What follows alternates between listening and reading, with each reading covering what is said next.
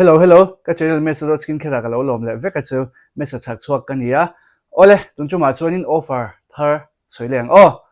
khoina top thlen milen sak don nia ole tunchu ma hianin offer soipa in pores ne na sa chinta na skincare ron ti ka duwa ka pores sa zau ti chinta te mo kha tin voin hi daytime ma video ka shoot man lawa ka siam man lawa chhun lama daytime skincare ka ron ti pa dona o daytime ma pores zau ta na man chi te po ha ka ron sei dona I ka ron ti pa bo ka nga ilo enzel nga tin Foxtale offer ka soi phota nga tunchu ma hianin buy 28799 buy 381099 le buy 481499 offer te khawm ta ni chuanin code shan cheu dona chumi ka soi ma chuanin thulomom deuh product Thar an launch a tuna hianin collagen clay mask tuna hian collagen clay mask an nei meka an launch thara offer a hian cha tel hal thei dona offer omna hianin cha tel hal thei dona chuan perfume buy one get one free poka omle to poka hnoi khanin link le code kan lo da le vekanga code hi uluk deuhin in lo chudon nia in lo enter don nia achan chu ka ti vel chinian buy 28799 code hi ain apply sa ni chumo adang kha chu in apply lawa chuwang chuanin code apply na khanin product pathum te palitin lo thana buy 28799 code lo in apply chuan in han delete anga kat code kha in chudon nia chuan buy 28799 a chuan MESAA 799 ania chuan buy 381099 a chuan in MESAA 1099 ania buy 381099 a chuan in 1099 MESAA 1099 chuan buy 481499 a chuan in MESAA 1499 a kha double don ni chu MESA kha om sia MESAA MESA zo khan ay kha la om le ni chu chuan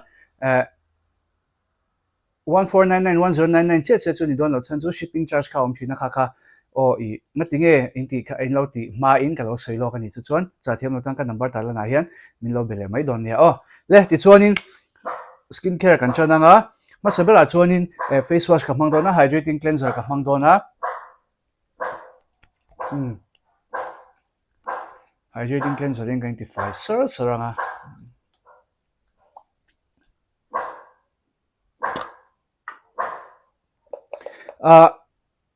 hydrating cleanser hi ka duna chan chu daytime ma hi chuan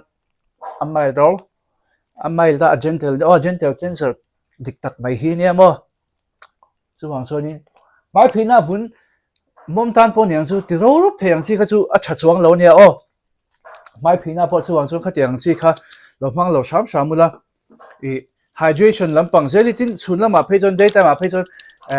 klema gentle lampang hi fan thei chuan a tha ka tia hydrating cleanser la phe chu a gentle baka mai phi fai cha se the work example man ngam khani bang khani mai kha phi fai cha don chiang ti kha a chiang ve ma te ro chu ka phi fai photanga por zau ta na man chi te enge ti tu te po ka son ka ron soi chau zelang ka ma ka phi zo chia la non la hian hydrating serum ka mang photanga ka man chung hianin an clay mask thal hi kala mang big lo chan chu ko ngala thang me ka tun lai thil thleng har tuk wang hian a ron thleng thei lawa lo lungai lo lan ni po lo thleng vek ka renga tin return te po kha om te ro chen kha chu return te po kha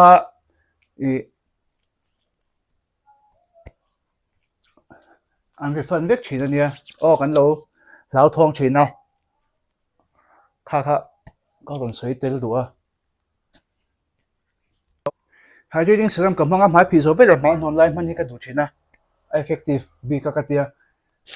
chuanin pores lampanga kan lu tanga pores hi chu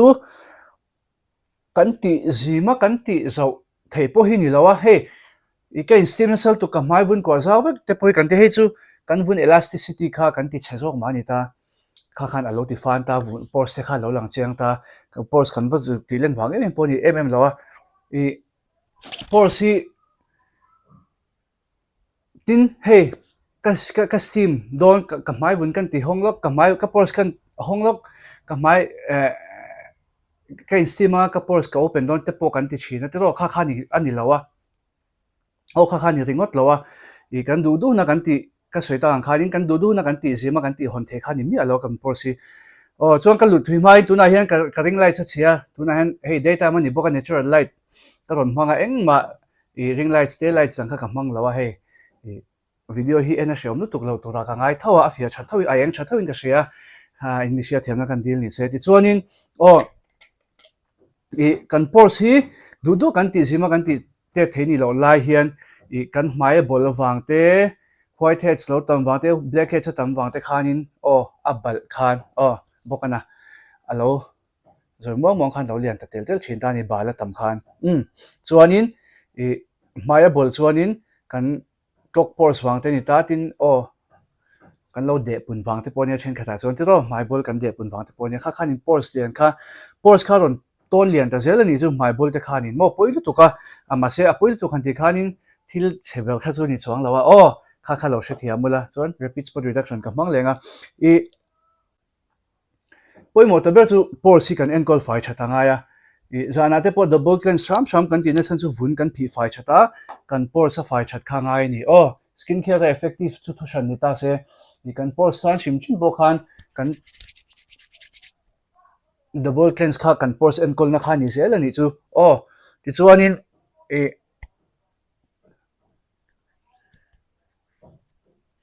pores encol na cha te chu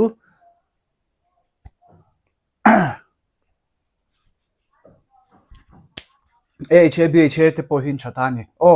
he hian in dead skin cells an pai faya kan vun chung vun thi in khol khoma bol ron siam tur kha lo pai faya AHA BHA changka ka ta voi ni khatal man tur voi ni sham thei chong kan ti ta te ro Foxtale bi ga chon he ero chu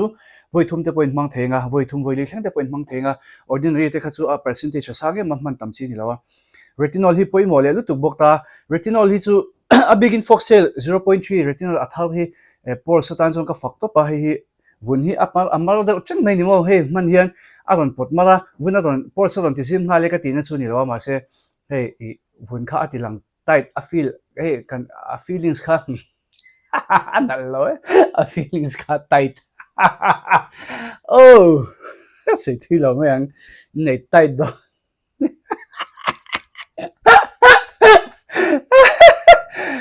kha ani lo hian mi hin swai lu chin amo nangma ni wang ve khin ya thil hi chu mi hin ron mo pule de se a soi tu ber hi kan ni box hi vun ko kha thu tak ngai thu tak ka mi ten tlak khang lang chu de alo mo me lima wanga mi tu ta chu lo om lo ma ngai retinol hian in vun kha aron he retinol bi khi katina ni chu Foxtale retinol panin ne ya 0.3 so ki man hian ke ma chon he ka feel thei to panin chu vun hi aron ti tight ti mar deu thina kha kamang le gulu tuk chuang lawan zan ti po kamang chuang lawan ma se kamang chuni chuanin ka feel thei to pa chuwang chuanin ke mai chuanin effective ro ka tia tin retinol shim hi mai bol tan duk tan spot satan te pon chagan ti rol hian khatiang khan he retinol chu tar harna kan ti to khator anti aging kan ni shim man mani an ni na sa khan ni ta kha ni na pui bok ka tia vun sorsel to la vena vun lo ti tai gel ange vun ti tai na lama lo tho that chuan ti mai ang atal hana to la lo vena void to te lo ven sel kha chuan mo por se po kha vun lo void doi kha chuan in por se po kha lang zau lo thelo a zau a fan zau lo thelo boka khangte a lo ven sel kha chuan retinol khan vun ko zau sel tur por kha aveng lu tuk don ta ni chu bokana chu kan hey common sense te kan ti don bi khatia nga he ngai to po shiat ve mai the tu thil kha ani ve de rawa soi khelo po khan chen ka chon ni she don tu ka ma se ka ron soi ni soi kha ngai ni chuan in nice cinema thi poi mo lu tu ka i nice cinema thi portion kol nan an man na satani ta Foxtale panian ne ya pakhat kha chu sel select te oma wang khanin he chuna ma ka mang bak du lawa kha po kha chade rewa tin kha pe chu delete items an tia deleted an ti deu khela chan chu my bol tan te spot tan te khanin man acha tin 12% an ni to ta my mom sensitive lo kha chon in mang thei don ani lo chon mang thei khain tam bak lo nga he tuna ka man 5% ro hi chu overall ve tu tan pom han the khan ni ve tha ka ti ba ko I vun hi a bikin vun hey winter ni dona dry skin dan ka recommend vak to lo he mi hi chu chan chu vun oil hi balance re to ka oil hi control thare to ka vun mom hian in andu thida ni chu ka thian nu vun ro pon na mang reng thawa ma se samara chung suina ma winter ta kanin tha ti thin e winter a chon mang lo me ro ka ti thina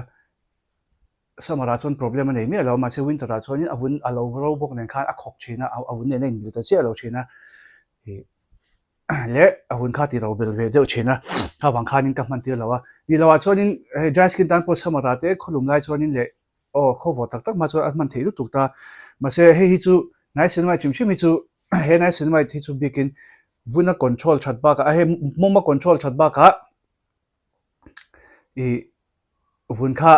he aton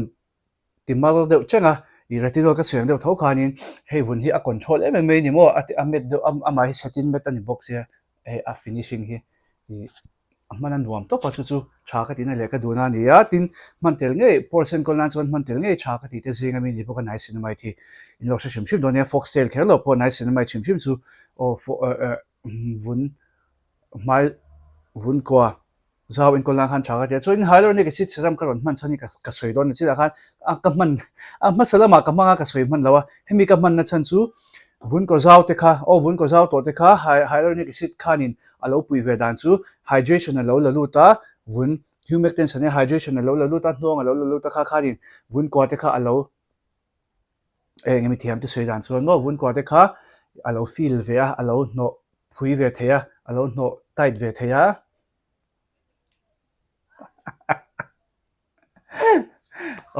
tu tiang chu nia chuan I vun por sa lo zo chuan vun ko lo zo chuan a lo thol ti mai la I a moi lo em lo nga a lo thola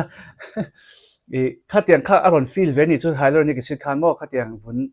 rock kha vun korong kha ron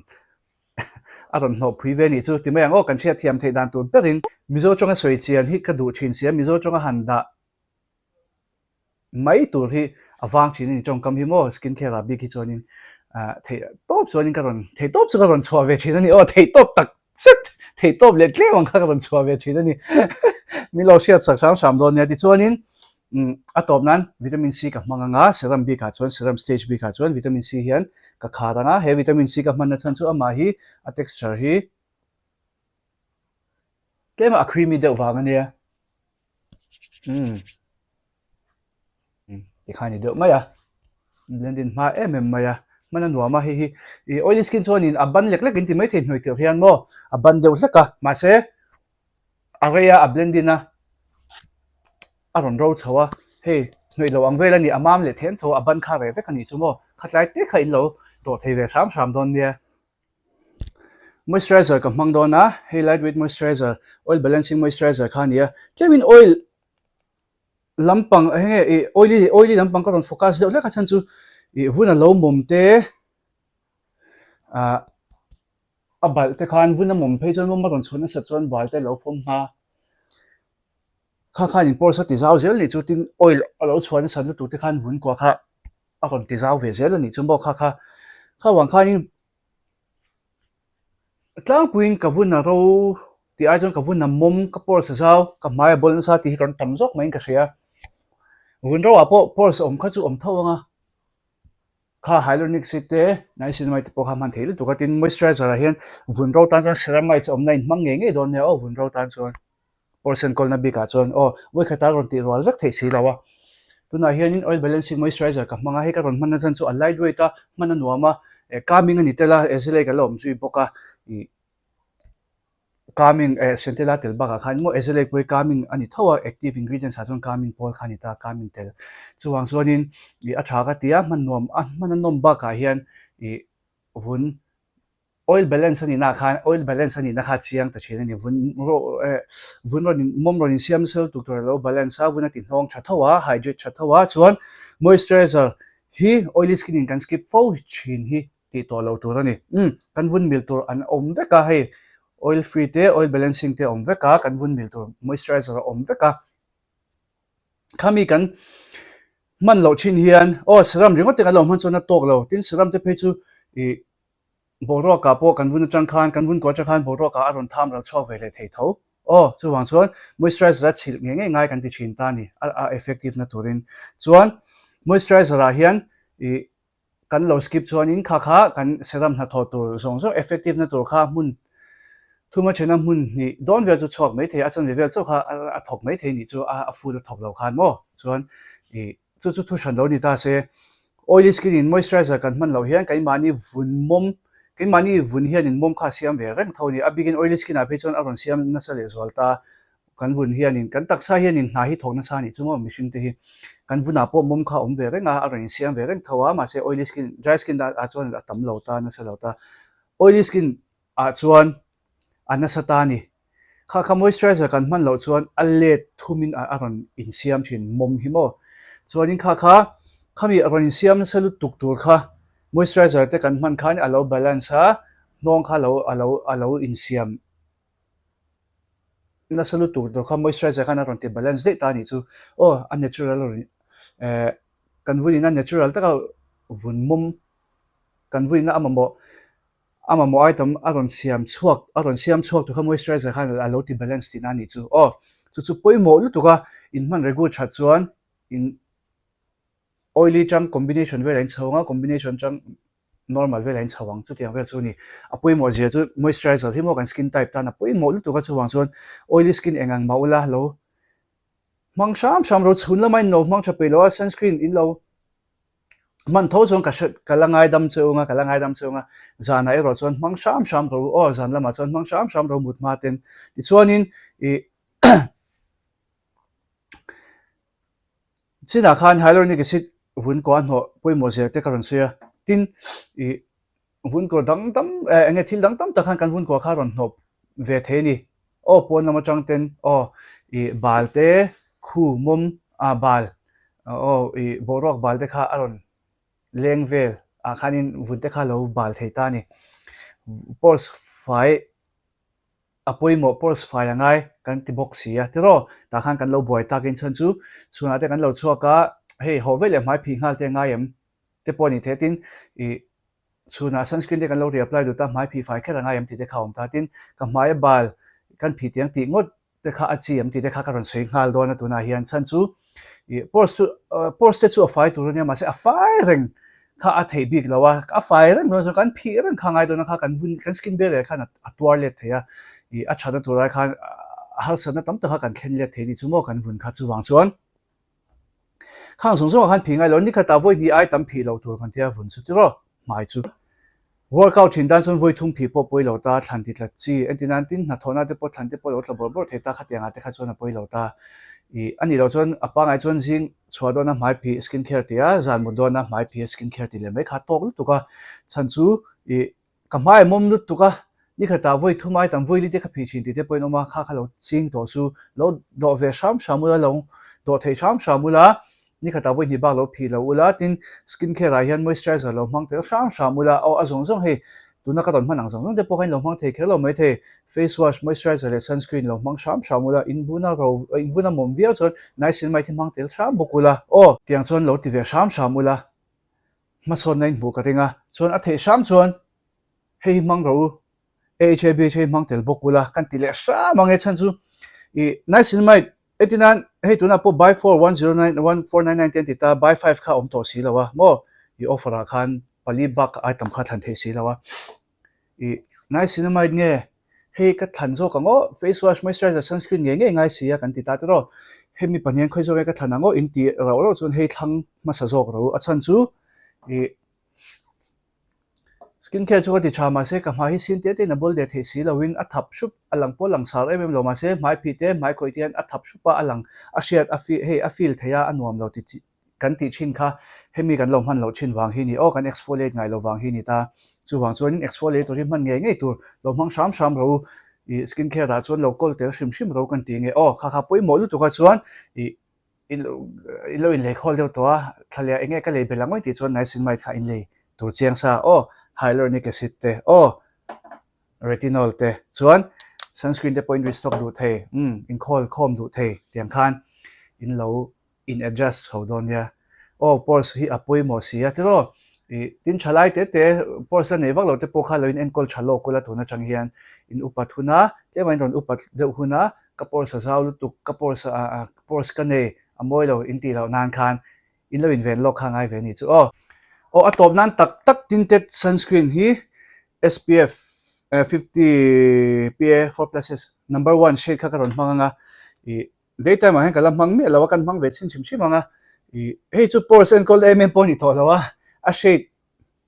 chen le zol nan te pon yang chu in che to thonga video masala ma te po ka ton ti to kan mang ve shim mangi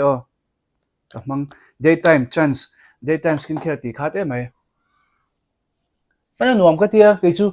hey a blending zung zunga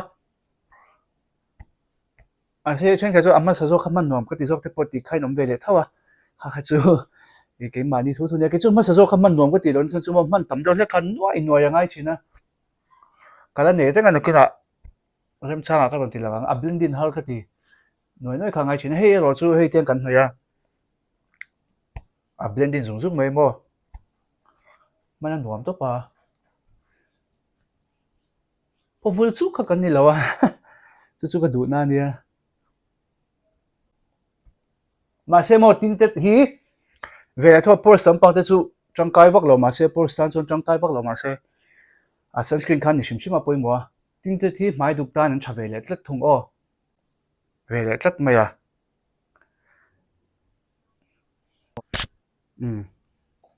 cái lồng này đều bằng shade din shade tiền ta cái hey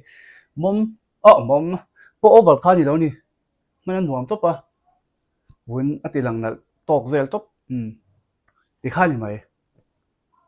để tuần chúng mà dùng cái đủ tốt phốt tanga cái discount code link tiền huai khăn cái lỗ đà lên milom han chang kai sat le vek don ya cái channel milom saka vain lom thu ka se cái discount code milom han sak chin tu te zong zong lom thu ka se bok